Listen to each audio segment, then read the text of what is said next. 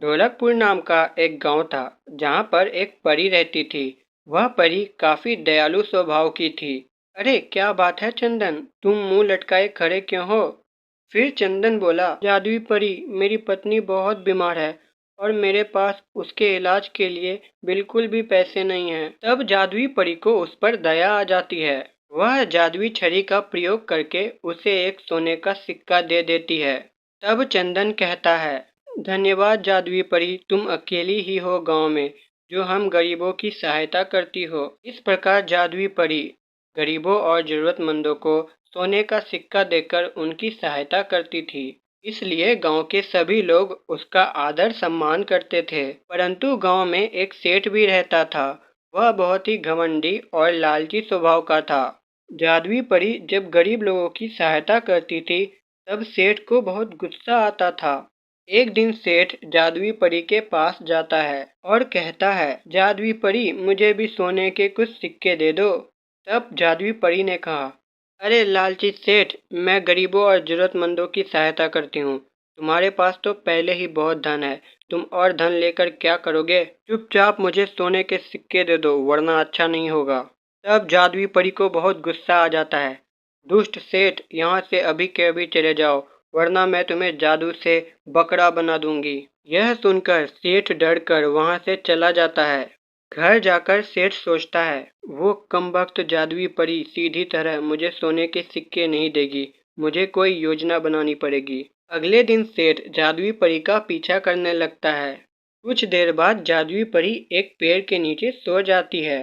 तब सेठ सोचता है, लगता है जादुई परी गहरी नींद में सो गई है, मैं उसकी जादुई छड़ी चुरा लेता हूँ। तब सेठ उसकी जादुई छड़ी चुरा लेता है। हा, अब यह जादुई छड़ी मेरे पास है। इसके बिना इस जादुई परी के पास कोई शक्ति नहीं होगी। अब ये मेरा कुछ नहीं बिगाड़ सकती है। उसकी आवाज़ सुनकर जादुई परी उठ जाती है। दुष्ट सेठ, मुझे मेरी जादुई छड़ी वापस कर दो। परंतु सेठ जादुई छड़ी का इस्तेमाल करके परी को एक कुत्ता बना देता है। ओ जादुई परी, तुमने मुझे सोने के सिक्के देने से मना किए थे ना, और बकरा बनाने की धमकी दी थी ना। लो, मैंने तुम्हें ही कुत्ता बना दिया। अब तुम ऐसे ही रहना। और हाँ, किसी गांव वालों को मेरे पास मत भेजना वरना मैं उन्हें भी जानवर बना दूंगा। यह कहकर सेठ अपने घर जाने लगता है। घर जाकर वह जादुई छड़ी का प्रयोग करके बहुत सारे सोने के सिक्के प्रकट कर देता है। दूसरी ओर कुत्ता बनी परी गांव वालों के पास जाकर उन्हें सारी बातें बता देती है। तब एक व्यक्ति कहता है, अरे गांव वालों, जादुई परी ने हमेशा हमारी सहायता ही की है, अब हमें भी जादुई परी की सहायता करनी चाहिए। परंतु अगर हम सेठ के पास गए तो वो हमें भी जानवर बना देगा। यह सुनकर एक छोटी लड़की कहती है, मेरे पास एक तरकीब है, हम सब सेठ के पास जाएंगे और उसे हमें जानवर बनाने के लिए उत्सुक करेंगे। जैसे ही वह अपनी शक्ति का प्रयोग करेगा, तुम में से कोई एक उसके सामने एक बड़ा आईना लेकर आ जाना। इससे उसकी शक्ति टकरा कर वापस उसी के पास चली जाएगी और वह खुद एक जानवर बन जाएगा।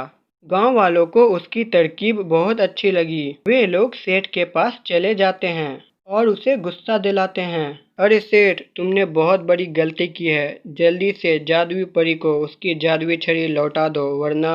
सेठ को यह सुनकर बहुत ही गुस्सा आ जाता है।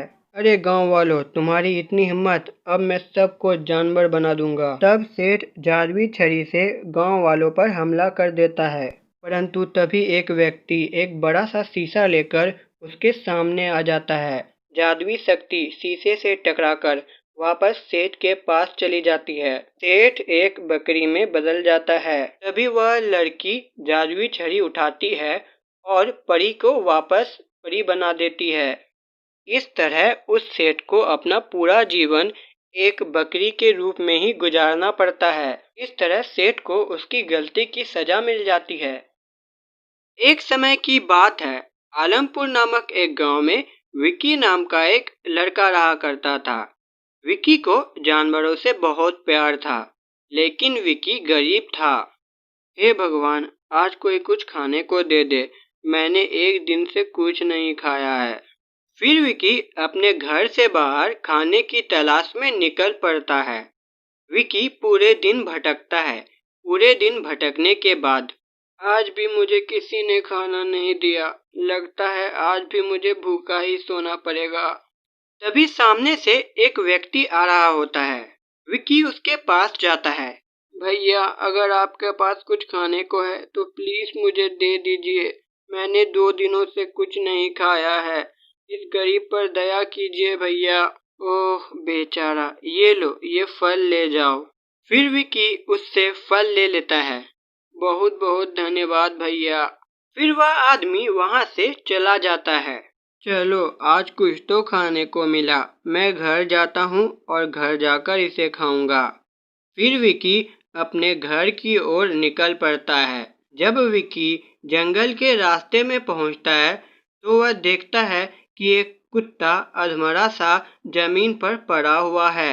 अरे ये क्या क्या हुआ इस बेचारे कुत्ते को? फिर विकी उस कुत्ते के पास जाता है। अरे नहीं, ये तो बहुत कमजोर दिख रहा है। लगता है इसने भी कुछ नहीं खाया है। मैं इसे अपना खाना दे देता हूँ। मैं कुछ और दिन भूखा रह लूंगा। अगर इसने नहीं खाया तो ये मर जाएगा। फिर विकी अपना खाना कुत्ते को खिला देता है। खाना खाते ही कुत्ता उठ जाता है। हाँ, चलो ये उठ तो गया। तभी वह कुत्ता गायब हो जाता है और गायब होकर एक परी में बदल जाता है। अरे ये क्या, एक परी? हाँ, मैं एक परी हूँ। मैं तुम्हारी परीक्षा ले रही थी। तुम परीक्षा में सफल हुए। मैं बहुत प्रसन्न हूँ।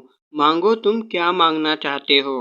अगर ऐसी बात है तो मैं बहुत भूखा हूँ। आप मुझे कुछ ऐसी चीज दीजिए जिससे मेरी गरीबी दूर हो जाए और मेरी भूख मिट सके। तो ठीक है, ये लो। फिर वहाँ एक जादुई घड़ा प्रकट हो जाता है। यह जादुई घड़ा है। इस घड़े से तुम जो भी मांगोगे इससे वह चीज निकलने लगेगी। लेकिन याद रखना, इस घड़े से सामान निकलना तब तक बंद नहीं होगा जब तक तुम इसे बंद होने के लिए नहीं कहोगे। और सिर्फ तुम ही इसे बंद कर सकते हो। बहुत बहुत धन्यवाद परी। फिर परी वहां से गायब हो जाती है। उसके बाद विकी अपने घर जाता है। विकी अपने घर पहुंचता है। आज तो सच में कमाल ही हो गया। मुझे बहुत भूख लगी है। मुझे खाना है। मैं इस घड़े से मांगता हूँ। फिर विकी घड़े को नीचे रखता है। ए जादुई घड़े, मुझे फल चाहिए। फिर उस घड़े से फल निकलने लगते हैं। कुछ फल निकलने के बाद अब रुक जा जादुई घड़े। फिर घड़े से फल निकलना बंद हो जाता है। अगली सुबह अब तो मेरे पास ये जादुई घड़ा है। अब मुझे खाने की कोई दिक्कत नहीं होगी। क्यों ना अब मैं गरीब बच्चों को रोज खाना खिलाऊं। फिर विकी अपना जादुई घड़ा लेकर गरीब बच्चों के पास जाता है। उसका पड़ोसी हरिया, अरे ये विक्की इतना खुश क्यों है और अपने हाथ में ये घड़ा लेकर कहाँ जा रहा है? मुझे जाकर देखना चाहिए। फिर हरिया विक्की का पीछा करने लगता है। विक्की गरीब बच्चों के पास पहुंचता है। जादुई घड़े, कुछ खाने को दो। फिर उस घड़े से खाना निकलने लगता है। फिर विक्की सभी बच्चों को खाना खिलाता है।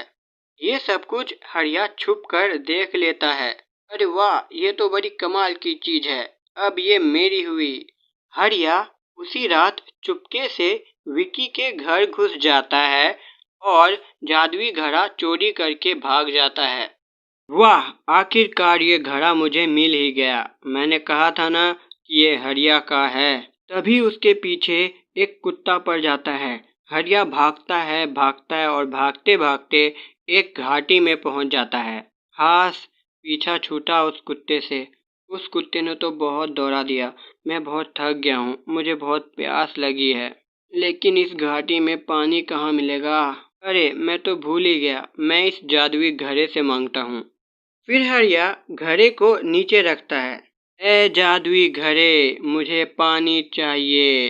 इतना कहते ही उस जादुई घड़े से पानी निकलने लगता है और लगातार निकलता ही रहता है। अरे बस बस, बहुत हो गया, अब रुक जाओ। लेकिन पानी निकलना बंद नहीं होता है। अरे नहीं, मैं तो डूब जाऊंगा। देखते देखते पूरे घाटी में पानी भर जाता है और हरिया उस पानी में डूब जाता है। फिर वह घड़ा वापस से गायब होकर विकी के पास पहुंच जाता है।